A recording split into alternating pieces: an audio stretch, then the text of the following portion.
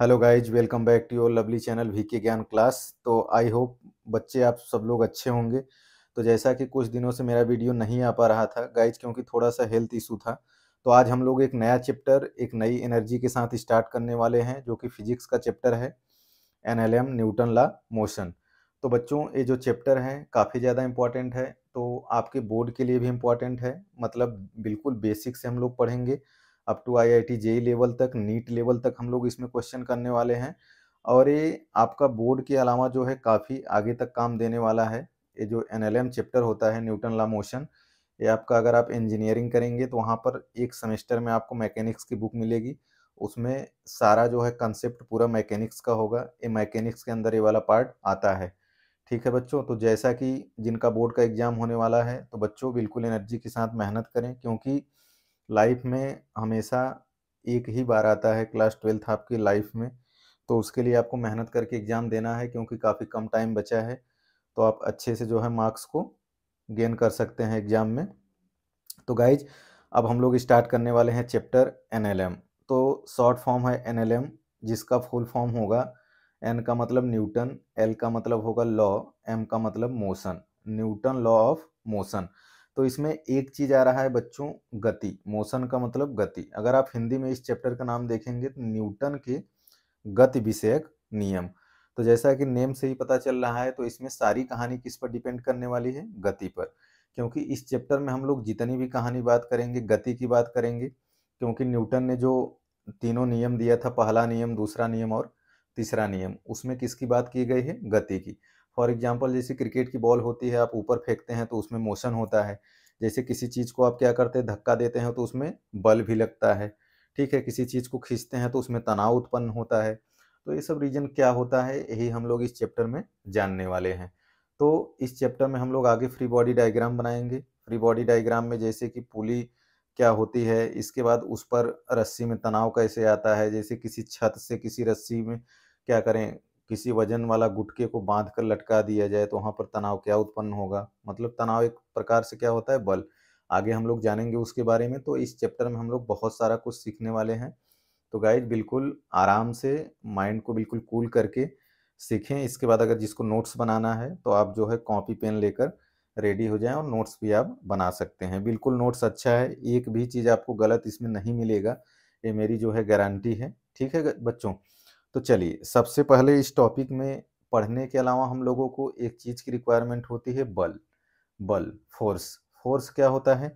किसी भी प्रकार का धक्का या खिंचाव आपका क्या कहलाता है? बल। किसी वस्तु पर, किसी वस्तु पर आप धक्का देंगे या उसको खींचेंगे तो उस पर आपका क्या लगेगा? एक बल लगेगा। जैसे मान लीजिए पेन है, इस पर मैं धक्का दे रहा हूं तो आपका एक प्रकार से क्या लग रहा है? इस पर बल लग रहा है। ठीक है गाइज, अगर मान लीजिए किसी चीज को आप जैसे पेड़ में रस्सी को बांध कर जो है उसकी डाल को खींचते हैं तो वहां पर क्या उत्पन्न होता है? खिंचाव उत्पन्न होता है, रस्सी में तनाव बल आ जाता है। ठीक है, तो किसी भी प्रकार का खिंचाव या धक्का क्या कहलाता है? आपका बल। अब बल क्या होता है? वह कारक है जो गति की अवस्था में परिवर्तन कर सकता है, वह वस्तु के आकार आकृति को भी बदल सकता है। तो बच्चों, जैसा कि बल लगाने से आपको पता है कि उसकी आकार में परिवर्तन हो सकता है, उसकी आकृति में परिवर्तन हो सकता है। आप किसी भी चीज पर जो है बल लगाकर देख सकते हैं कि उसकी आकृति और आकार में कैसे परिवर्तन हो सकता है। जैसे क्रिकेट की बॉल है, उसको अगर आप प्रेस करेंगे, बल लगाएंगे उस पर, तो उसकी आकृति चिपटी हो जाएगी। ठीक है, तो वो मतलब आकार उसका बदल जाएगा। अगर मान लीजिए आप किसी से जो है, मान लीजिए कि जो फाइट करते हैं, पंच मारते हैं उसमें बॉक्स में, तो वहां पर भी क्या लगता है? बल लगता है, और उसकी आकृति बदल जाती है। अब आप ऐसा मत करना कि एक दूसरे से लड़ाई करके मार दो उसके मुंह में, जो है उसकी फेस की आकृति बदल जाए। ठीक है, तो आपको ऐसा एक्सपेरिमेंट बिल्कुल भी नहीं करना है। ठीक, तो ये जान गए हम लोग बल। अब थोड़ा सा हम लोग आगे बढ़ते हैं और बल के प्रभाव के बारे में जानते हैं कि बल का क्या क्या प्रभाव हो सकता है। जैसे कि मान लीजिए बल का प्रभाव, फॉर एग्जांपल हम लोग देखते हैं, जैसे मान लीजिए आप क्लास में हैं, अगर आप पढ़ाई नहीं करते हैं तो आप पर क्या प्रभाव पड़ेगा? अगर आप क्लास का होमवर्क नहीं करके आते हैं तो आपका प्रभाव क्या पड़ेगा? लेकिन अगर आप पढ़ाई करके आते हैं तो आप पर अलग प्रभाव पड़ेगा, आप पढ़ने में अच्छे रहेंगे। ठीक है, तो उसी प्रकार बल है। तो बल पर क्या प्रभाव होगा, मतलब बल के प्रभाव से वस्तु में क्या परिवर्तन आएगा, वो चीज को हम लोगों को समझना है। तो जैसे कि वस्तु की चाल को बढ़ा या घटा सकते हैं, बल लगा के किसी वस्तु की चाल को हम लोग क्या करते हैं, घटा सकते हैं या बढ़ा सकते हैं। मान लीजिए जैसे कोई वस्तु है, अगर वो क्या है, किसी अवस्था में मतलब गति कर रही है, ठीक है, रोटेट हो रही है, घूम रही है, तो उसको आप जो है बल लगा के रोक भी सकते हैं और उसको जो है बढ़ा भी सकते हैं, मतलब उसको धकेल भी सकते हैं और उसको खींच भी सकते हैं, ठीक है। नेक्स्ट है, वस्तु की गति की दिशा को भी परिवर्तन किया जा सकता है, अर्थात परिमाण व दिशा दोनों को भी परिवर्तित किया जा सकता है। मतलब गाइज अगर मान लीजिए कोई वस्तु जो है, जैसे मान लीजिए आप साइकिल चला रहे हैं, ठीक, साइकिल आप चला रहे हैं, बिल्कुल सीधे दिशा में जा रहे हैं, लेकिन अगर साइड से कोई आके आप पर क्या करे, बल लगा दे, तो आपकी दिशा क्या हो जाएगी, वहाँ पर परिवर्तित हो जाएगी, क्योंकि आपका साइकिल जो है बल के प्रभाव के कारण एक डायरेक्शन से दूसरे डायरेक्शन में घूम जाएगा। और परिमाण की बात अगर करें बच्चों, तो जैसे कि मान लीजिए आप साइकिल को सीधे दिशा में चला रहे हैं, ठीक है, 10 किलोमीटर पर आवर की रफ्तार से, लेकिन अगर आप पर कोई धक्का दे दिया तो साइकिल घूम जाएगी, तो रुक जाएगी, तो वहाँ पर आपका क्या होगा, परिमाण भी चेंज हो जाएगा। और ये वस्तु के आकार में भी परिवर्तन कर सकता है, ठीक है, अगर बल लगाएंगे तो ऑलरेडी मैंने आपको बता दिया कि उसके आकार में भी परिवर्तन हो सकता है। तो आगे गाइज अब हम लोग देखते हैं बल का जो है एसआई यूनिट क्या होता है, एसआई मात्रक, स्टैंडर्ड इंटरनेशनल जो है स्टैंडर्ड यूनिट क्या होता है, तो वो क्या होता है, न्यूटन, ठीक है। मतलब कई बच्चों को ये डाउट होता है कि सर यूनिट मतलब क्या, जैसे यूनिट का मतलब ये होता है कि आज आप कहीं पर भी हैं, अगर बल को जो है न्यूटन में कैलकुलेट कर रहे हैं तो हर जगह न्यूटन में ही कैलकुलेट किया जाएगा, उसको कोई चेंज नहीं कर सकता है। तो जैसा कि गाइज 1 न्यूटन बराबर अगर हम एज्यूम करें 1 किलोग्राम मीटर पर सेकेंड स्क्वायर, और सेंटीग्राम सेकेंड में मात्रक क्या होता है आपका, डाइन होता है। ये चीज़ ऑलरेडी हम लोगों ने कार्य ऊर्जा शक्ति चैप्टर में जो है वर्क पावर एनर्जी में हम लोगों ने डिस्कस किया था कि वहाँ पे डाइन क्या होता है, अर्ग क्या होता है, तो हम लोगों ने ऑलरेडी उसमें देखा था। तो जो बच्चे अगर देखना चाहते हैं तो वो चैप्टर जाके पहले रिवाइज कर सकते हैं, ठीक है बच्चों। तो जैसा कि 1 न्यूटन बराबर होता है 10 की घात 5 डाइन। अब डाइन का मतलब भाई गलत मत समझ लेना, वो खतरनाक वाली डाइन आपको नहीं समझना है, ठीक है। यहाँ पे एक क्या है, एक यूनिट है, तो उसको आप डाइन ही समझेंगे, वो डाइन खतरनाक वाली नहीं समझेंगे, ठीक है, भूत वाली। तो जैसा कि 1 किलोग्राम मीटर पर second square is equal to, अगर इसको हम बदलें 1 गुणे 10 के घाते 3 ग्राम, 1 किलोग्राम में कितने ग्राम होते हैं बच्चों, 1000 ग्राम, तो उसको अपन 1000 ग्राम को क्या लिख सकते हैं, 10 की घात 3। इसके बाद अगर उसको सेंटीमीटर में अपन चेंज करेंगे तो क्या हो जाएगा, 1 मीटर बराबर 100 सेंटीमीटर, तो इसको हम लिख सकते हैं 10 की घात 2, ठीक, सेंटीमीटर। तो 10 की घात 3 और 10 की घात 2 जुड़ेगा, कितना हो जाएगा, 10 की घात 5। और हम लोग एक चीज़ को और देखते हैं, भार को जो हम लोग कैलकुलेट करते हैं किलोग्राम न्यूटन में देखते हैं, केजीएफ। अब यहाँ पे केजीएफ आ गया तो कई बच्चों के दिमाग में आ जाएगा सर कि केजीएफ तो मूवी है, तो मूवी यहाँ नहीं समझना है, ठीक, किलोग्राम और इसके बाद जो है न्यूटन, जो है फोर्स को कैलकुलेट करना है किसमें, न्यूटन में, एफ का मतलब फोर्स है, ठीक है। तो 1 केजीएफ इज इक्वल टू 1 गुणे ग्राम न्यूटन। तो जैसा कि ग्राम अगर हम लोग गुरुत्वीय त्वरण के हिसाब से लें तो जी बराबर 9.8 मीटर पर सेकेंड स्क्वायर। कभी कभी इसको जो है कैलकुलेशन को आसान बनाने के लिए 10 मीटर पर सेकेंड स्क्वायर भी ले सकते हैं, मतलब एज्यूम कर सकते हैं कि 9.8 लगभग किसके बराबर है, 10 के बराबर। बट जो है अगर प्रैक्टिकली देखें लैब के अकॉर्डिंग तो क्या होता है आपका 9.8 मीटर पर सेकेंड स्क्वायर ही स्टैंडर्ड वैल्यू होती है। तो जैसे मान लीजिए अगर आपको कैलकुलेट करना है डब्ल्यू बराबर अगर मान लीजिए 50 किलोग्राम फोर्स है, तो यहाँ पे अगर 10 रख देंगे, एफ अगर ग्राम में रखेंगे मतलब गुरुत्वीय त्वरण में, तो 50 गुणे 10 कितना हो जाएगा, 500 न्यूटन हो जाएगा। इतना आ गया समझ में सभी। आगे क्या है, एफ बराबर मान लीजिए 500 न्यूटन आ गया, तो अगर इसको गुरुत्वीय त्वरण में हम लोग क्या कर रहे हैं, अभी चेंज कर रहे हैं, ठीक, तो 500 बटे 10, तो 10 से डिवाइड करेंगे तो आपका कितना आ जाएगा, 50 केजीएफ आ जाएगा। चलिए आगे, अब एक चीज़ इस चैप्टर में हम लोगों को जानना बहुत ज़रूरी है, क्योंकि ये सब चीज़ें हम लोग बाद में भी पढ़ेंगे, लेकिन इस चैप्टर में भी कहीं ना कहीं आपको फोर्स में काम आने वाला है। तो जैसे कि प्रकृति में 4 प्रकार के मूलभूत बल मिलते हैं, कौन कौन से, गुरुत्वीय बल, वैद्युत चुंबकीय बल, नाभिकीय बल, क्षीण बल या दुर्बल बल। तो 4 प्रकार के बल प्रकृति में कुल मिला के पाए जाते हैं, गुरुत्वीय बल, वैद्युत चुंबकीय बल, नाभिकीय बल, क्षीण बल। तो सबसे पहले अपन देखने वाले हैं गुरुत्वीय बल। तो जो गुरुत्वीय बल होता है वो हमेशा द्रव्यमान के कारण ही लगता है। अगर द्रव्यमान नहीं रहेगा तो गुरुत्वीय त्वरण वहाँ पर गुरुत्वीय बल नहीं लगेगा। फॉर एग्जाम्पल कैसे, जैसे मान लीजिए आप किसी पेड़ में रस्सी बांध कर आप लटकते हैं, ठीक है, नीचे की तरफ, पृथ्वी की तरफ, तो वहाँ पर क्या लगता है, गुरुत्वीय बल। हमेशा नीचे की तरफ क्या लगेगा, गुरुत्वीय बल। उसमें कुछ ना कुछ क्या होता है, वजन होता है। जैसे फॉर एग्जाम्पल किसी आप क्रिकेट की बॉल को ऊपर की तरफ फेंकते हैं तो वो नीचे की तरफ आता है, तो जब नीचे की तरफ आता है तो उसमें क्या लगता है, हमेशा गुरुत्वीय बल लगता है।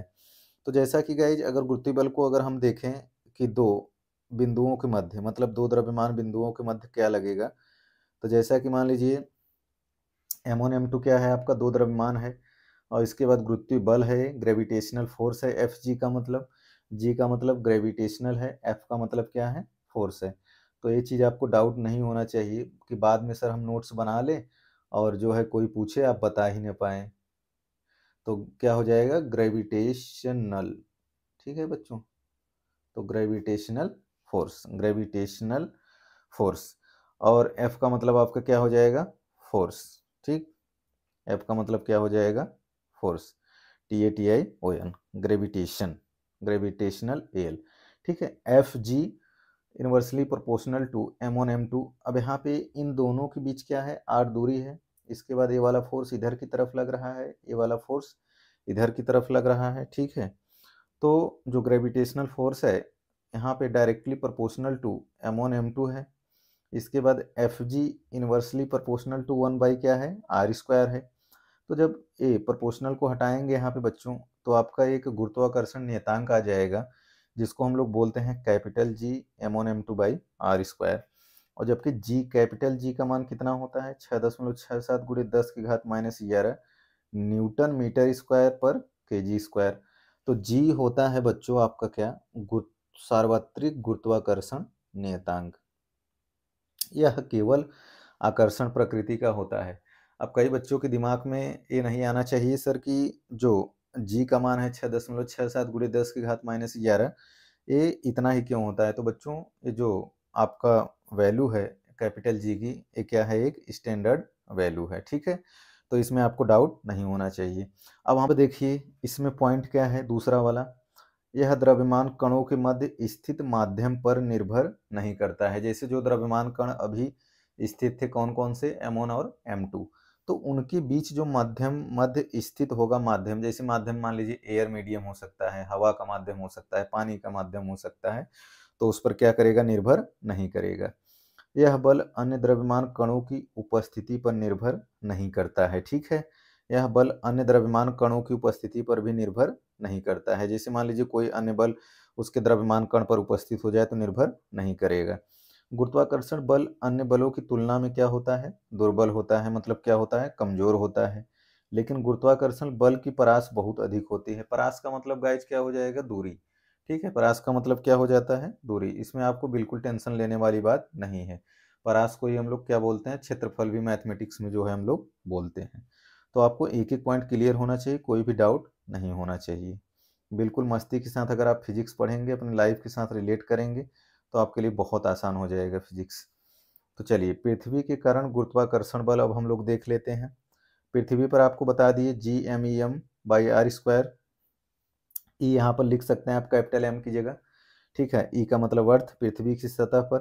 कैपिटल एम हमने यहाँ पर दिखा दिया है कि पृथ्वी का क्या है, द्रव्यमान है, ठीक है। आर जो है आपका क्या है, पृथ्वी की जो है त्रिज्या है, और स्मॉल एम क्या है, वस्तु का द्रव्यमान है।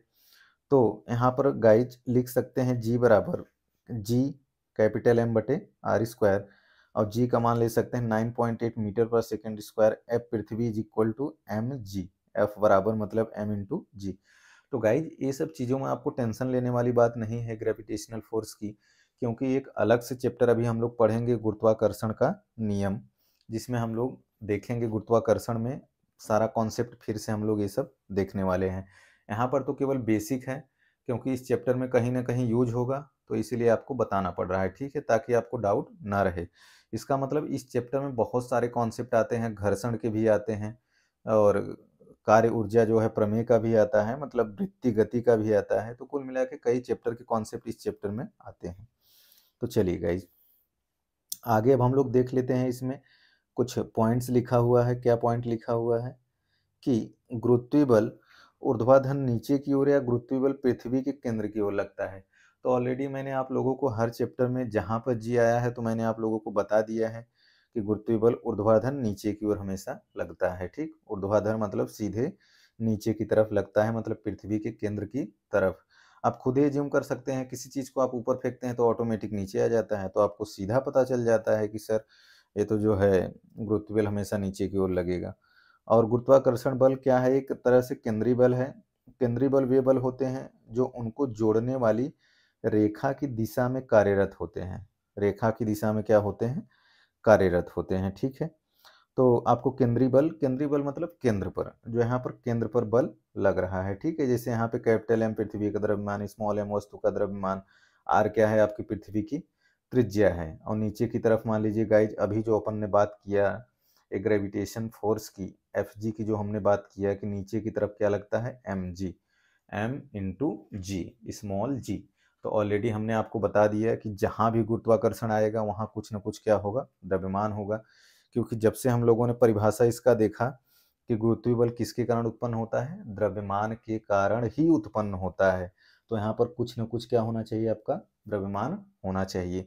आपको एक एक पॉइंट क्लियर होना चाहिए कि हम डेफिनेशन क्या लिख रहे हैं, इसके बाद आगे पॉइंट को क्या लिख रहे हैं, क्या समझ रहे हैं, कोई भी डाउट आपको नहीं होना चाहिए। ठीक है गाइज, अब हम लोग आगे दूसरा बल, वैद्युत चुंबकीय बल। वैद्युत चुंबकीय बल, इलेक्ट्रोमैग्नेटिक फोर्स। तो चुंबक के कारण हम लोग बल देखने वाले हैं। तो जो वैद्युत चुंबकीय बल होता है, इसमें वैद्युत बल और चुंबकीय बल को अगर संयुक्त रूप से मतलब मिला देते हैं, तब जाके आपका क्या उत्पन्न होता है? वैद्युत चुंबकीय बल होता है। ठीक है गाइज, और वैद्युत बल जो होता है वो किसके कारण उत्पन्न होता है? आवेश के कारण ही उत्पन्न होता है, जिसको हम लोग क्यू से डिनोट करते हैं। आवेश को चार्ज, आवेश को चार्ज बोलते हैं। ठीक है, आप क्लास 12th में जैसे ही जाएंगे तो पहला चैप्टर आपका इलेक्ट्रोस्टेट होगा, जिसमें आप वैद्युत बल के बारे में पूरा पढ़ने वाले हैं। ठीक है गाइज, चलिए आगे देखते हैं। यदि आवेश स्थिर है तो वह स्थिर वैद्युत बल उत्पन्न करता है। मतलब अगर आवेश एक जगह पर स्थित रहेगा तो स्थिर वैद्युत बल उत्पन्न करेगा, सीधा नाम से ही पता चल जा रहा है बच्चों। इसके बाद अगला पॉइंट है, यदि आवेश गतिशील है तो वह स्थिर वैद्युत बल के साथ साथ चुंबकीय बल भी उत्पन्न करते हैं। यदि आवेश त्वरित गति करता है तो वह स्थिर वैद्युत बल के साथ में वैद्युत चुंबकीय विकिरण भी उत्सर्जित करता है। तो इस पॉइंट से हमें ये पता चलता है कि मान लीजिए आपका जो आवेश है वो क्या है? गतिमान है। तो जब गतिमान रहेगा तो उसमें कौन सा बल आ जाएगा? आपका चुंबकीय बल भी आ जाएगा। ठीक है, तो चुंबकीय बल उसमें क्या होगा? उत्पन्न हो जाएगा। और उसमें जो गति करेगा एक साथ, मतलब क्या करेगा? एक रूप से त्वरित जो है गति करेगा, कुछ ना कुछ वहां पर क्या आ जाएगा? आपका त्वरण आ जाएगा। और जो है एक चीज और लास्ट में, कि स्थिर वैद्युत चुंबकीय जो होते हैं वो किसको उत्सर्जित करते हैं? विकिरण को भी उत्सर्जित करते हैं। जैसे कि मान लीजिए आप लोगों को मैं दिखाता हूँ, दो हम लोग क्या ले लेते हैं? आवेश ले लेते हैं Q1 और Q2। तो यहाँ पे आप देखेंगे इलेक्ट्रोस्टैटिक फोर्स Fe है, Fe है। ठीक है गाइज, इलेक्ट्रोस्टैटिक फोर्स Fe का मतलब क्या है? Electrostatic, electrostatic force. ठीक है, ये आपका क्या है? Fe है। तो इसमें आपको कंफ्यूज नहीं होना है। ठीक है, अब इधर जो Q2 है इधर की तरफ है डायरेक्शन, इसकी दिशा इधर की तरफ है, और ये फोर्स लग रहा है, मतलब जो Q1 Q2 है, लेकिन इस पर जो फोर्स लग रहा है इसकी डायरेक्शन किधर है? इधर की तरफ है। इस पर जो फोर्स लग रहा है इसकी डायरेक्शन इधर की तरफ है। तो जैसे कि आप देखें तो उसमें ग्रेविटेशन में अभी पीछे वाला जो आप देखे थे, तो इसमें आपका जो Fe है directly proportional to Q1 Q2। इसके बाद R, यहाँ पर R क्या है? आपका दूरी भी है इन दोनों के बीच, जो आपका इन्वर्सली हो जाता है। आप लोगों को पता है दूरी, मैंने बताया पीछे। तो अगर यहाँ से प्रोपोर्शनल को हटाएंगे, प्रोपोर्शनल को हटाने के बाद आपका एक नियतांक आ जाएगा कि Q1 Q2 by are square. जो के नियतांक है उसकी वैल्यू कितना होती है बच्चों? 9 × 10⁻9 न्यूटन मीटर स्क्वायर होती है। ठीक है, आगे चलिए, अब हम लोग कुछ क्या करते हैं, पॉइंट्स को जो है देख लेते हैं। वो आपका पॉइंट क्या होने वाला है कि स्थिर वैद्युत बल आवेश के कारण होता है। यह आकर्षण एवं प्रतिकर्षण दोनों प्रकार का होता है। तो सबसे पहले आपको ये पता चलना चाहिए कि जो स्थिर वैद्युत बल है वो किसके कारण उत्पन्न होता है? आवेश के कारण ही उत्पन्न होता है। ठीक है बच्चों, आवेश के कारण ही उत्पन्न होता है। यह आकर्षण एवं प्रतिकर्षण दोनों प्रकार का होता है, मतलब एक दूसरे को आकर्षित भी कर सकता है और जो है एक दूसरे को प्रतिकर्षित भी कर सकता है। यह उनके मध्य माध्यम पर निर्भर करता है। तो ये भी पता चल रहा है कि जहाँ पर भी स्थिर विद्युत बल होगा वो किस पर निर्भर करेगा, माध्यम पर भी निर्भर करेगा। इसके बाद यह गुरुत्वाकर्षण की तुलना में प्रबल है एवं इसकी प्रयास कुछ किलोमीटर तक हो सकती है। तो गाइज एक चीज़ आपको समझ में आ रहा होगा कि गुरुत्वाकर्षण की तुलना में मजबूत होता है, प्रबल होता है, और इसकी जो क्षेत्रफल होता है, इसका मतलब जो दूरी होती है वो किलोमीटर में भी हो सकती है। मतलब आवेश हमेशा क्या है कि एक दूसरे जगह से घूमते रहते हैं, ठीक है, तो इसका किलोमीटर में भी हो सकता है। तो आगे चलिए गाइज, अब हम लोग देखते हैं नाभिकीय बल। नाभिकीय बल क्या होता है? हमेशा नाभिक के कणों के मध्य एक कार्यरत बल होता है, ठीक है, जो मतलब सामान्य रूप से क्या करता है, इसमें नाभिक में हमेशा उत्पन्न होता है, ठीक है। तो यह केवल नाभिक कणों के मध्य पर कार्यरत होता है। यह केवल नाभिक कणों के मध्य कार्यरत, आपको पता चल गया। फिर आगे इसकी जो परास होती है नाभिक के अंदर हमेशा एक फर्मी होती है जो 10⁻⁻15 मीटर के बराबर होता है, ठीक है। एक फर्मी आप ध्यान रखेंगे, कभी कभी कोई पूछ लेता है कि एक फर्मी बराबर कितना होता है, तो 10⁻⁻15 मीटर। यह बल नाभिक के स्थायित्व के लिए उत्तरदायी है। सामान्यतः यह आकर्षण प्रकृति का होता है। यह बहुत प्रबल बल है लेकिन परास बहुत ज़्यादा कम होती है। तो मतलब ये बल जो नाभिकीय बल है बहुत ज़्यादा प्रबल, मतलब बहुत ज़्यादा मजबूत होता है, ठीक है बच्चों, लेकिन इसकी जो परास होती है वो क्या होती है, बहुत ज़्यादा कम होती है। तो ये चीज़ हम लोगों को पता चल गया। इसके बाद जो आगे है दुर्बल बल, अब हम लोग जान लेते हैं दुर्बल बल के बारे में। लास्ट वाला जो हमारा था जिसको हम लोग छदम बल, दुर्बल बल या तो छीड़ बल बोलते हैं, ठीक है। तो मतलब इसको हम लोग 3 नाम से जानते हैं, छदम, दुर्बल या छीड़ बल। तो दुर्बल बल केवल नाभिक के अंदर प्रभावी होता है एवं प्रोटॉन को न्यूट्रॉन में एवं न्यूट्रॉन को प्रोटॉन में नाभिक के अंदर परिवर्तित करने के लिए ही उत्तरदायी होता है। तो अगर आप इस चीज़ को हमेशा समझेंगे तो गाइज अंदर हमेशा क्या होता है, आपका पॉजिटिव चार्ज होता है, जिसको नाभिक के अंदर क्या बोलते हैं, इसको प्रोटॉन बोलते हैं, ठीक है। इसके बाद न्यूट्रॉन जो होता है उदासीन होता है और बाहर की तरफ हमेशा क्या मूव करते हैं, इलेक्ट्रॉन मूव करते रहते हैं, ठीक है। ये सब चीज़ें तो आपको केमिस्ट्री में ऑलरेडी पता होगी, ठीक। और आगे कुछ देख लेते हैं वैद्युत चुंबकीय बल के उदाहरण। जो वैद्युत चुंबकीय बल हम लोग पीछे पढ़े हैं उसके उदाहरण भी आप देख सकते हैं, जैसे हाथ से पेन को पकड़ना, इसमें अभिलंब बल, घर्षण बल, तनाव बल, स्प्रिंग बल इत्यादि। जैसा कि मैंने आप लोगों को बोला कि इस चैप्टर में कई बल आने वाले हैं, जैसे कि हाथ से अभिलंब बल, घर्षण बल क्या होगा, तनाव बल क्या होगा, स्प्रिंग बल क्या होगा। कई बच्चों को डाउट बहुत आ रहा था जब मैं चैप्टर पढ़ा रहा था, कार्य, ऊर्जा, प्रमेय और जो है घर्षण और इसके बाद जो है वृत्ति गति। तो अब जो है आप लोगों का डाउट क्लियर हो जाएगा अभिलंब बल का, और ये सब जो भी डाउट है आपका इस चैप्टर में पूरा 100%। देखते हैं कि संपर्क के आधार पर बलों का वर्गीकरण। संपर्क के आधार पर बलों का वर्गीकरण। तो संपर्क के आधार पर बलों का वर्गीकरण 2 रूप से होता है। पहला क्षेत्रीय बल है जिसको हम लोग फील्ड फोर्स बोलते हैं। सेकेंड है संपर्क बल जिसको अपन बोलते हैं कॉन्टैक्ट फोर्स। तो गाइज सबसे पहले हम लोग देखेंगे जो है क्षेत्रीय बल। लेकिन यहाँ पर एक चीज आपको ध्यान देना है कि नाम से ही पता चल रहा है कि संपर्क के आधार पर बलों का वर्गीकरण, मतलब कांटेक्ट, एक दूसरे के कांटेक्ट में जब आप आ रहे हैं तो कितने टाइप से जो है बल उत्पन्न हो सकते हैं। तो पहला कौन सा है, क्षेत्रीय बल। दूसरा है संपर्क। तो सबसे पहले हम लोग देखने जा रहे हैं क्षेत्रीय बल। वह बल जिनका प्रभाव दूरी होने पर भी प्रेक्षित होता है क्षेत्रीय बल कहलाता है। मतलब क्या होनी चाहिए, प्रभाव दूरी, मतलब जो दूरी हो, ठीक है, तो वहां पर क्या होगा, मतलब क्षेत्र से ही पता चल रहा है कि एक प्रकार से दूरी, मतलब कुछ एरिया, एरिया को काउंट कर रहा है, जैसे ग्रेविटेशन फोर्स, इलेक्ट्रो फोर्स और इसके बाद इलेक्ट्रोमैग्नेटिक फोर्स एटसेट्रा। तो पहले मतलब इसके पहले आप लोगों ने पढ़ा गुरुत्वाकर्षण बल, स्थिर विद्युत बल और स्थिर चुंबकीय बल, ठीक। तो इन सब में क्या होता है कि कुछ ना कुछ क्या होता है, हमेशा क्षेत्रफल होता है। जैसे बच्चों आप लोग दो चुंबक को आपस में क्या करते हो, जब पास लाते हो तो एक दूसरे से क्या करता है, आकर्षित होता है, मतलब पास जो है पोल पर चिपक जाता है, ठीक है।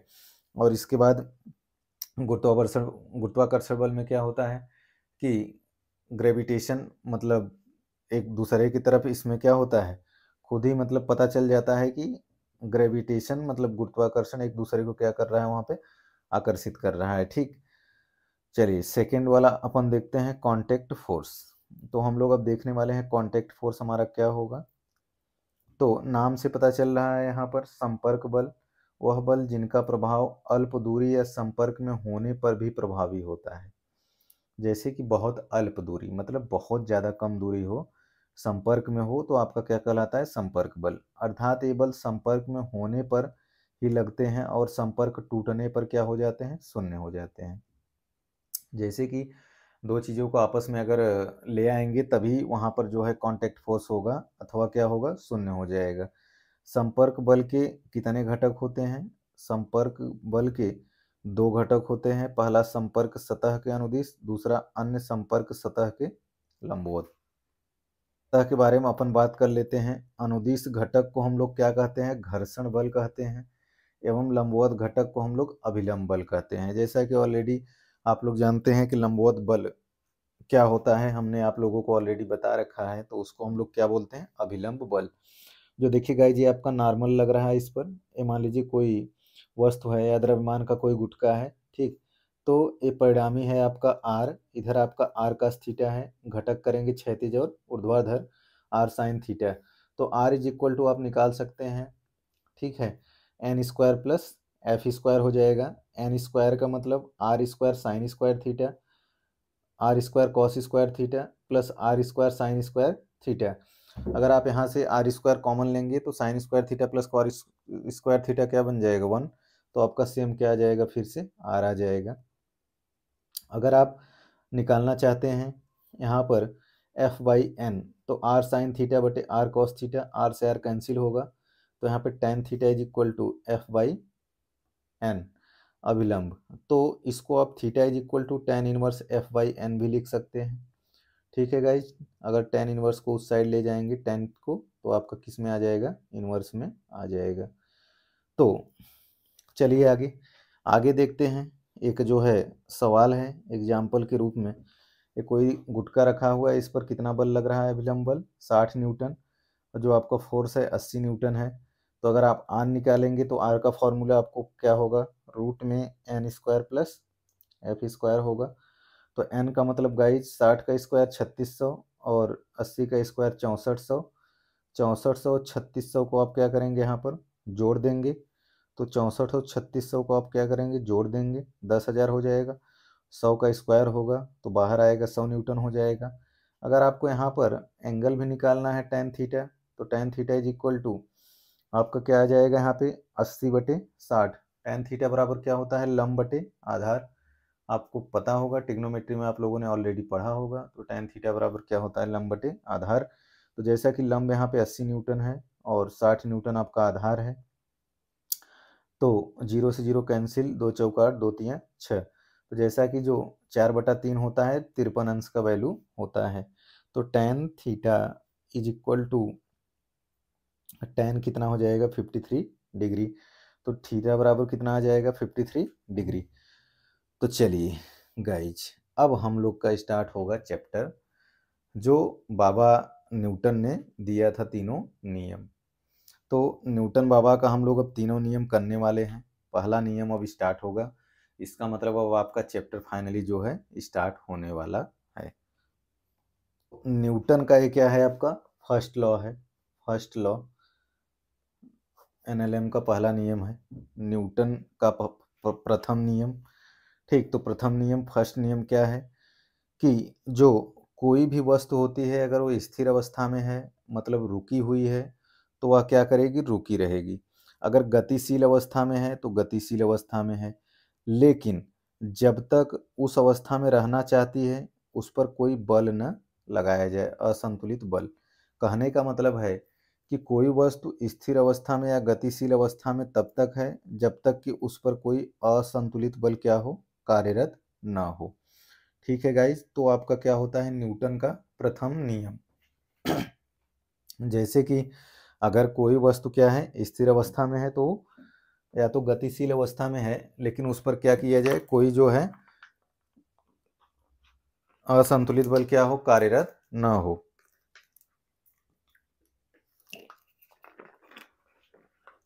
तो जैसा कि बच्चों, जैसे कि बस में बैठे यात्री बस रुकने पर आगे की ओर क्या करते हैं, झुक जाते हैं। तो आप इससे एग्जाम्पल में समझ सकते हैं कि जो बस क्या है, गतिशील है। बस क्या है, गतिशील है। लेकिन जो यात्री बैठे हैं सीट पर वो क्या हैं, स्थिर हैं। लेकिन जैसे ही कोई असंतुलित बल लगा, मतलब जैसे ही ब्रेक लगाएगा ड्राइवर, तो सब लोग क्या करते हैं, आगे की ओर हमेशा झुक जाते हैं। तो वहाँ पर कौन सा नियम आता है, न्यूटन का प्रथम नियम जो है फॉलो करता है। ठीक है गाइज, तो ये चीज़ आपको अच्छे से समझ में आ गई होगी, कोई डाउट नहीं होना चाहिए न्यूटन के प्रथम नियम में, तो समझ में आ गया होगा। तो F net is equal to, यहाँ पे मान लीजिए 0, तो आपका त्वरण भी 0 हो जाएगा। लेकिन अगर आपका वेग अगर नियत है, तो आपका वेग जो है नियत होने पर डज नॉट इक्वल टू क्या होगा, 0 होगा। ठीक, नियत मतलब क्या है, स्थिर है। चलिए अब बाबा न्यूटन का हम लोग देखते हैं दूसरा नियम, सेकंड नियम जो देखते हैं क्या है, कि किसी वस्तु पर कार्यरत कुल बल संवेग में परिवर्तन की दर के बराबर होता है। ठीक है गाइज, मतलब आप समझ सकते हैं कि किसी वस्तु पर कार्यरत कुल बल संवेग के परिवर्तन की दर के बराबर होता है। अब आपका संवेग क्या होता है, P बराबर m इंटू वी होता है। ठीक, तो यहाँ पे जो आपका F नेट होगा, द्रव्यमान गुणे त्वरण, मतलब किसी वस्तु पर द्रव्यमान तथा त्वरण का गुणनफल वस्तु पर लगे बल के बराबर होता है, तो आपका न्यूटन का द्वितीय नियम कहलाता है। आप बोल सकते हैं इसकी दूसरी परिभाषा कि किसी वस्तु पर लगाया गया बल उसके द्रव्यमान तथा त्वरण के गुणनफल के बराबर होता है, तो न्यूटन का द्वितीय नियम कहलाता है। या तो अपन सेकंड जो आपको मैंने यहाँ पे लिखा है कि संवेग में परिवर्तन की दर के बराबर होता है। तो जैसा कि P इज इक्वल टू संवेग m into v, kilogram metre पर सेकेंड में इसको कैलकुलेट करते हैं। F is equal to guys, इसको dp बाई dt ले सकते हैं, संवेग में परिवर्तन बटे समय की दर में परिवर्तन। ठीक, तो F बराबर अगर इसमें हम लोग क्या ले लें, एक द्रव्यमान, P बराबर हम लोग क्या ले ले रहे हैं यहाँ से, P बराबर यहाँ से रख दिए m इंटू वी, तो m इंटू वी रख दिए। तो इसको अब dv बाई dt ले सकते हैं, इसके बाद plus v dm by dt इसको लिख सकते हैं। ठीक है, तो जब द्रव्यमान क्या होगा, नियत होगा, तो dm by dt is equal to 0, तो ये वाला पोर्शन क्या हो जाएगा आपका 0, तो आपका बचेगा m dv बाई dt।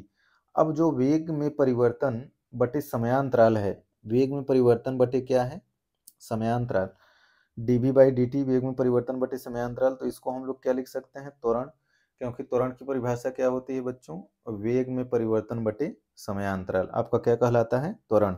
तो F net is equal to m into A, तो आपका हो गया ये दूसरा नियम। तो दूसरा नियम में आपको डाउट बिल्कुल भी नहीं होना चाहिए।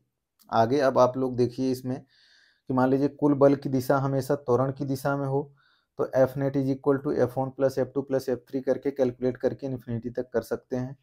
अगर एफ नेट को आपको डायरेक्शन में लेना है, एक्स वाई जेड एक्सिस में लेना है, तो एक्स वाले को आई कैप लिखते हैं, वाई वाले को जे कैप, जेड वाले को के कैप। इसमें गाइज आपको डाउट नहीं होना चाहिए, एक्स एक्सिस, वाई एक्सिस और जेड एक्सिस। एक्स एक्सिस पे अपन क्या लेते हैं, direction i cap, y axis पे क्या लेते हैं, जे कैप, और जेड एक्सिस पे क्या लेते हैं, के कैप। 3 डायरेक्शन होती है। ठीक है, तो आई कैप, जे कैप और के कैप इसको लिख सकते हैं। इसके बाद जो है इसमें त्वरण को आप क्या लिख सकते हैं, a x i cap, a y j cap, a z k cap. तो F x maximum is equal to F y is equal to m a y, F z is equal to m a z लिख सकते हैं। मतलब आप समझे नहीं, इसमें समझिए, डाउट नहीं होना चाहिए। एफ बराबर क्या होता है, एम इंटू ए, तो इसको एफ बराबर आप लिख सकते हैं m into a x. F y is equal to आप क्या लिख सकते हैं, m into a y. F z is equal to आप लिख सकते हैं एम इंटू ए जेड। वहाँ पे एफ नेट लिखे हुए थे ना guys, F x i cap, F y j cap और एफ जेड के कैप। चलिए एक चीज और हम लोग अब जान लेते हैं इसमें, साम्यावस्था।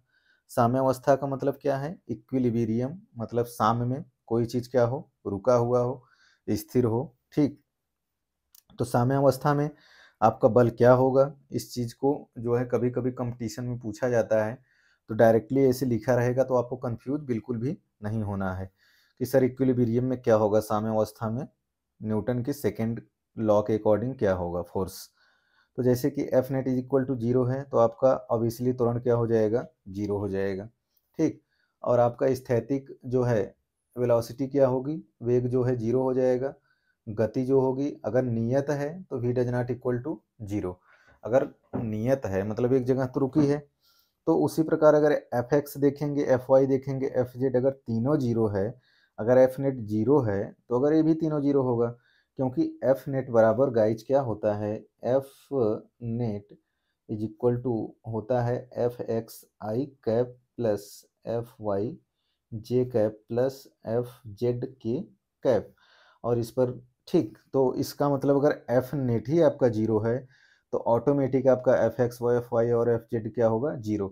और जब F x F y F z 0 होगा तो आपका ऑब्वियसली क्या होगा, a x a y a z क्या होगा, 0 होगा तीनों। चलिए अगला टर्म्स अब जानते हैं प्यारे बच्चों, औसत बल, एवरेज फोर्स। एवरेज फोर्स, तो एवरेज फोर्स क्या है, एफ बराबर delta P by delta T. जैसा कि आप लोगों ने देखा संवेग में परिवर्तन बटे समयांतराल, तो संवेग में परिवर्तन आप क्या लिख सकते हैं, P final minus p initial, और टाइम को आप क्या लिख सकते हैं, T final minus T initial. मतलब क्या है, अंतिम समय माइनस प्रारंभिक समय, यहाँ पे अंतिम संवेग माइनस प्रारंभिक संवेग। तो आवेग क्या होता है, impulse delta p is equal to p final minus p initial. Impulse में हम लोग एम लगा देंगे, m v final minus m v initial. P बराबर क्या होता है बच्चों, एम इंटू वी, तो यहाँ पे एम आ गया, v final minus v initial. तो आपको बिल्कुल भी डाउट नहीं होना चाहिए। चलिए अब एक सुंदर सा हम लोग ले लेते हैं न्यूमेरिकल, जो कि AIEEE का क्वेश्चन है, काफ़ी पुराना क्वेश्चन है। एक कण का संवेग आरेख के अनुसार बदल रहा है तो t बराबर 5 सेकेंड पर कण पर कार्यरत कुल बल ज्ञात कीजिए। इसका जो है आरेख बना हुआ है, AIEEE का पुराना क्वेश्चन है। तो जैसा कि आरेख आपको यहाँ पर बना हुआ है, ऑलरेडी आपको क्वेश्चन में दे रखा है, तो अब कैलकुलेट करना है इसमें एफ नेट। तो ज्ञात करते हैं, इसमें पी आपका संवेग इधर की तरफ लगेगा, टी बराबर 5 सेकेंड आपको दे रखा है, तो F net t is equal to 5 second है दिया है। तो आप लोगों को पता है यहाँ से चल गया कि एफ नेट बराबर डायरेक्टली जो अगर आप लिखेंगे F net is equal to d P by D t, d P by t t. ठीक, संवेग में परिवर्तन बटे समय अंतराल, तो d P by D t. तो जैसा कि आपका d P by D t क्या है, टेन थीटा बराबर अगर लिखेंगे लंब बटे आधार, तो d P by D T आपका कितना हो जाएगा यहाँ से गाइज, यहाँ से हम लोगों को टेन थीटा लेना है। ठीक, टेन थीटा लेना है, तो इसका मतलब D P by D T है लंब बटे आधार, लंब ये है आधार ये है, D P by D T. F net, अब tan theta is equal to हमारा क्या हो गया है, एफ नेट हो गया। अब यहाँ से टेन कितना डिग्री दे रखा है गाइज, 53 डिग्री दे रखा है, तो 53 डिग्री का मान कितना होता है, 4/3। तो 4/3 क्या आ जाएगा आपका, न्यूटन में आ जाएगा। एफ बराबर 4/3 क्या हो जाएगा, न्यूटन। चलिए एक हम लोग और खूबसूरत जो है क्वेश्चन को लेते हैं, ये भी IIT JEE का जो है प्रीवियस ईयर का क्वेश्चन है गाइज।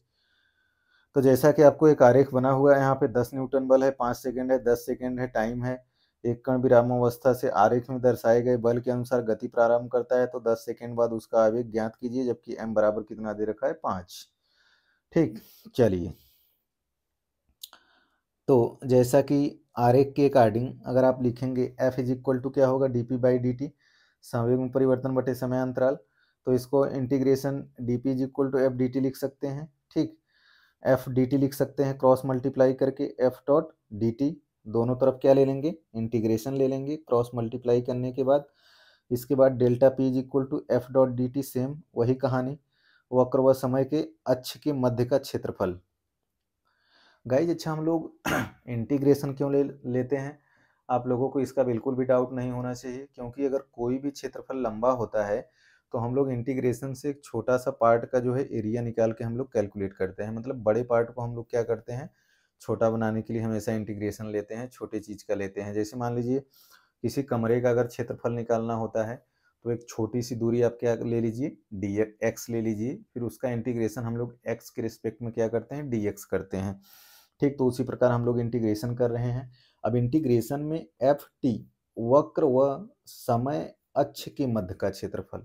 अगर हम लोग क्षेत्रफल निकाल देते हैं तो इसका आंसर आ जाएगा delta p is equal to 1/2। क्षेत्रफल हमेशा मध्य का लेते हैं, वहाँ पर मध्य लिखा था, मध्य का मतलब 1/2। इसके बाद 10 + 5 जोड़ देंगे न्यूटन को, ठीक, गुणे 10 ले लेंगे यहाँ से, क्योंकि हम लोगों को पूरा कैलकुलेट करना था। तो यहाँ पे 10 × 5 = 15, 2 पंजे 10, 15 गुणे 5 कितना आ जाएगा, 75 न्यूटन आ जाएगा। ठीक है गाइज, तो हमारा ये आंसर आ गया डेल्टा पी। बाबा की तरफ और इनका तीसरा नियम हम लोग देखते हैं, क्रिया और प्रतिक्रिया का नियम। ठीक, तो न्यूटन का जो तृतीय नियम होता है गाइज, इसी को हम लोग क्रिया और प्रतिक्रिया का नियम भी बोलते हैं। इसमें क्या होता है कि प्रत्येक क्रिया के बराबर और विपरीत प्रतिक्रिया होती है। ठीक, जैसे क्या होता है कि मान लीजिए आप कुआं से पानी निकालते हैं। जब कुआं से आप पानी निकालते हैं तो बाल्टी क्या करती है, आपको उधर की तरफ खींचती है और रस्सी को आप खींचते हैं। ठीक, बाल्टी रस्सी को खींचती है, ठीक, और आप रस्सी को खींचते हैं हाथों से। तो वहाँ पे क्या होता है, क्रिया और प्रतिक्रिया का नियम होता है। जैसे कि क्रिया प्रतिक्रिया दो वस्तुओं के मध्य कार्यरत बल है जिनका परिमाण समान एवं दिशा क्या होती है, विपरीत होती है। तो जैसा कि मैंने आप लोगों को एग्जाम्पल अभी बताया कि जिनका जो है परिमाण, मतलब जो खींचने का डिस्टेंस है, वो क्या होगा, आपका परिमाण वहाँ पे समान होगा, लेकिन जो डायरेक्शन होगी वो विपरीत हो सकती है, क्योंकि आप ऊपर की तरफ खींचेंगे लेकिन बाल्टी जो है नीचे की तरफ फोर्स लगाएगी, तो वहाँ पे दिशा जो है विपरीत हो जाएगी। क्रिया प्रतिक्रिया में कोई समय अंतराल नहीं होता है। ठीक है गाइज, क्रिया प्रतिक्रिया समान प्रकार का मूलभूत बल है। क्रिया प्रतिक्रिया हमेशा दो अलग अलग वस्तुओं पर कार्यरत होता है। तो क्रिया प्रतिक्रिया हमेशा दो वस्तुओं पर अलग अलग कार्यरत होगा। आपको ये भी पता चल गया होगा कि बाल्टी और रस्सी का मैंने एग्जाम्पल आपको बता दिया। तो न्यूटन का जो तीसरा नियम था, ये क्या था, क्रिया और प्रतिक्रिया का नियम। जैसा कि गाइज इसमें अब हम लोग आगे देखते हैं, अभिलंब बल को फिर से सीखते हैं कि यह बल दो संपर्क सतह के मध्य संपीड़न के विरोध में उत्पन्न होता है जहां पर संपर्क होना आवश्यक है। तो अभिलंब बल ऑलरेडी हम लोगों ने देख लिया कि लंबवत लगता है, और ऑलरेडी हम लोगों ने डिस्कस इसको कर लिया। अभिलंब बल की दिशा हमेशा विस्तारित संपर्क सतह के लंबवत बता दिया आप लोगों को, संपीड़ित करते हैं, ऑलरेडी हम लोग डिस्कस कर चुके हैं। इसके बाद घर्षण बल, घर्षण बल ऑलरेडी हमने अपने चैनल पे डाल रखा है चैप्टर, अगर आप नहीं पढ़े हुए हैं तो you need to complete that chapter. तो गाइज उस चैप्टर को आप कंप्लीट कर सकते हैं, should be try to complete as soon as possible. ठीक है गाइज, तो घर्षण बल अगर आप देखना चाहते हैं तो देख सकते हैं कि संपर्क सतह द्वारा सतहों के मध्य सापेक्ष गति या सापेक्ष गति की परिवर्ती के विरोध के कारण उत्पन्न बल को हम लोग क्या कहते हैं, घर्षण बल कहते हैं। ठीक, तो संपर्क सतह द्वारा सतहों के मध्य जो सापेक्ष गति होती है, जैसे मान लीजिए आप जमीन पर चलते हैं तो वहाँ पे क्या लगता है, घर्षण बल लगता है आपके पैरों के बीच और पृथ्वी के तल के बीच। अगर घर्षण ना होता तो क्या आप चल पाते, नहीं, ये इम्पॉसिबल था। अगर मान लीजिए सतह जो है चिकनी है तो आप वहाँ पर फिसल जाएंगे। फॉर एग्जांपल जैसे केले का छिलका, मार्बल ले लीजिए, टाइल्स ले लीजिए, ठीक, तो सतह वहाँ पे चिकनी रहेगी तो घर्षण बल वहाँ पर क्या होगा, कम होगा। अगर मान लीजिए खुरदरी सतह है तो वहाँ पर घर्षण बल क्या होगा, ज़्यादा होगा, तो आप फिसलेंगे नहीं। जैसे जो रोड बनाई जाती है, घर्षण बल की वजह से फोर व्हीलर क्या होती है, आराम से मोड़ पर जो है घूम जाती है। ठीक, अगर घर्षण बल नहीं होता तो क्या कार घूम पाती, नहीं घूम पाती, चल ही नहीं पाती। ठीक, तो इसकी दिशा हमेशा संपर्क सतह के समांतर एवं सापेक्ष गति का विरोध करते हुए होती है। जैसे कि मान लीजिए अगर ए सतह आपका क्या हो, रफ हो, खुरदरी हो, ठीक, और इधर वेग भी लग रहा है, और इसके बाद नीचे आप देखेंगे तो यहाँ पे जो आपको फोर्स लगेगा, घर्षण बल लगेगा, वो किधर लगेगा, सतह पर इधर की तरफ लगेगा। ठीक है गाइज, आगे अब इस चैप्टर में जो हम लोगों का काम आने वाला बल है कुल मिला के, वो कौन सा बल होगा, तनाव बल, जिसको हम लोग बोलते हैं टेंशन फोर्स। अब कई लोगों को तनाव बल सुन के टेंशन आएगा, नहीं भाई, टेंशन बिल्कुल भी नहीं लेना है, हर एक टेंशन का हम सलूशन देते हैं। ठीक है, तो तनाव बल क्या होगा, वही कभी कभी जब चैप्टर में आ जाता था, जैसे जब मैं पढ़ा रहा था आपका सर्कुलर मोशन और घर्षण में, तो कई बच्चों को डाउट होता था सर कि तनाव बल क्या होता है। तो अब हम लोग जान ही लेते हैं कि तनाव बल क्या होता है, टेंशन फोर्स। तो डोरी में या खिंचाव के विरोध के कारण उत्पन्न होता है, यह एक प्रकार से क्या है, खिंचाव बल है। तनाव बल आंतरिक बल होता है जो डोरी को काटने पर ही दिखाई देता है। तो मतलब डोरी को जैसे ही आप खींचेंगे तो टाइट होती जाएगी, तो इसका मतलब आपको पता चल जाएगा कि उसमें क्या उत्पन्न हो रहा है, तनाव बल। जैसे कि मान लीजिए छत से कोई रस्सी बांधकर ईंट को लटका दीजिए, ईंट को लटका दीजिए, एक ईंट लटकाइए तो रस्सी थोड़ी कम टाइट होगी, तनाव बल कम होगा। दो ईंट को लटका दीजिए, रस्सी टाइट होगी, तनाव बल ज़्यादा हो जाएगा। ठीक है, और तनाव बल को एक प्रकार से खिंचाव बल भी आप बोल सकते हैं, क्योंकि जैसे जैसे आप द्रव्यमान बढ़ाते जा रहे हैं बच्चों, वैसे वैसे जो है क्या हो रहा है, रस्सी टाइट होती जा रही है। ठीक, या तो मान लीजिए अगर आपको एग्जाम्पल लेना है तो पेड़ की डाली में क्या करिए, रस्सी को बांध दीजिए, इसके बाद खींचिए, तो वहाँ पर रस्सी टाइट होती जाएगी। जितना आप खींचते जाएंगे, खिंचाव जितना ज़्यादा बढ़ता जाएगा, उतना ज़्यादा तनाव उत्पन्न होता जाएगा। ठीक, तो आगे चलिए देखते हैं तनाव बल की दिशा। हमेशा डोरी की लंबाई के अनुदिश एवं उसको खींचते हुए। तो गाइस जो तनाव बल की दिशा होती है, अगर आप एक्सपेरिमेंट करके रियल टाइम में आप देखना चाहते हैं तो you can consider according to yourself. ठीक, तो आप देख सकते हैं कि हमेशा डोरी की लंबाई, अगर आप जैसे डोरी को खींचेंगे उसकी लंबाई में ही देखेंगे अनुदिश, जब आप उसको खींचते रहेंगे तो वहीं पर ही आपका तनाव बल उत्पन्न होता है। धक्का नहीं दे सकते हैं। तो गाइज यहाँ पर डोरी को आपको पता है कि उस पर धक्का नहीं दिया जा सकता है, केवल उसको खींचा जा सकता है। और जबकि छड़ को खींचा भी जा सकता है एवं धक्का भी दिया जा सकता है।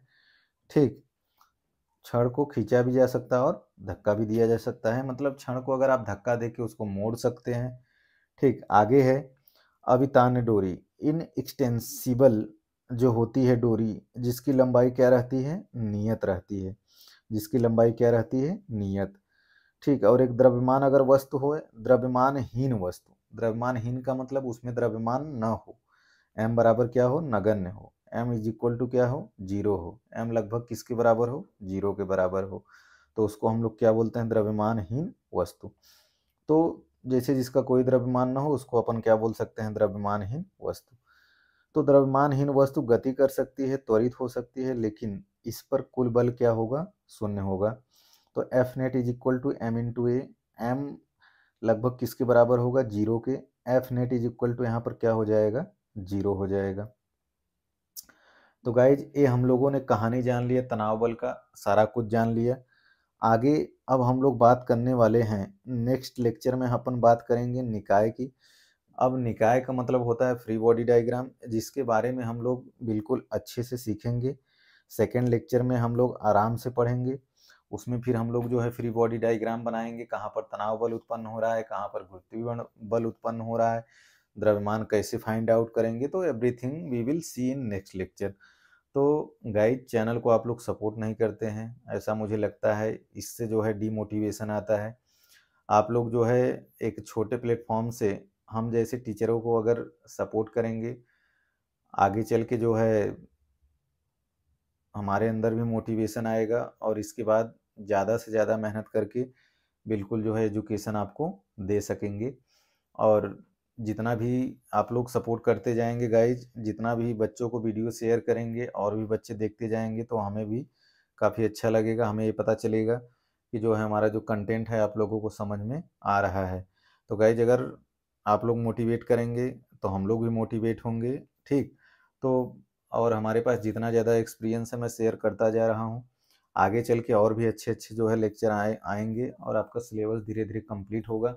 इसके बाद हम लोग जो है जब सारा सिलेबस कंप्लीट कर लेंगे बेसिक लेवल का, फिर हम लोग ओनली न्यूमेरिकल ही न्यूमेरिकल करेंगे, जिससे बच्चों को डर लगता है, उस डर को हम लोग जो है मैं ऐसा करूँगा कि वो डर आप लोगों के अंदर से निकल जाए। सारे चैप्टर के हम लोग न्यूमेरिकल करेंगे, बेसिक से लेके बिल्कुल जो है नीट और जेई लेवल तक जाएंगे, लेकिन एक बार पहले हम लोग सिलेबस को जो है यूट्यूब चैनल पर कवर करते हैं, उसके बाद आगे हम लोग बढ़ते रहेंगे। तो चलिए गाइज अब हम लोग मिलते हैं अगले लेक्चर में, तब तक आप वेट करें और इन सब चीज़ों को बिल्कुल अच्छे से पढ़ें। और अगर आप एक बार इस नोट से पढ़ लेंगे तो शायद आपका सारा डाउट क्लियर हो जाएगा। तो I would like to say thank all of you guys, bye bye.